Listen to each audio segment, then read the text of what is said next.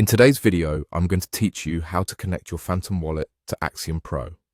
This process might seem a bit technical, but with clear guidance, it's pretty straightforward. By the end of this video, you'll have your Phantom wallet successfully linked to Axiom Pro, allowing you to seamlessly engage with your digital assets. First, you'll need to open Axiom Pro.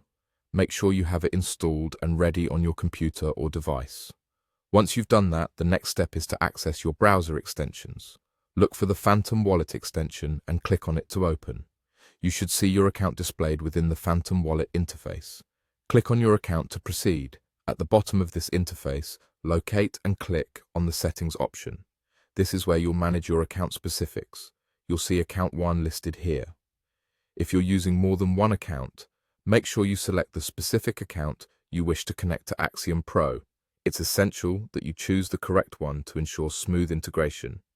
Once you've selected your desired account, it's time to reveal your private key. Click on the option that says Show Private Key. Now keep in mind that this information is highly sensitive.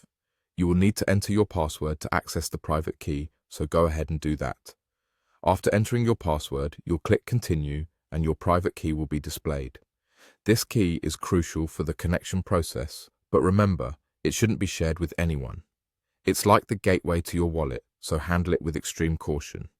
Copy your private key carefully. With the key copied, head back to Axiom Pro. Look towards the top right corner of the interface where your account information is displayed.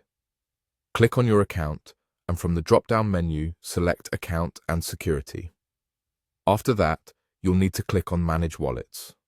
Here's where the connection happens. In the Manage Wallets section, you'll find an option labeled Import. Click on that, and you will be provided with a space to paste the private key you've just copied. Paste the private key into the provided field, double-checking to ensure it's accurate and complete. Once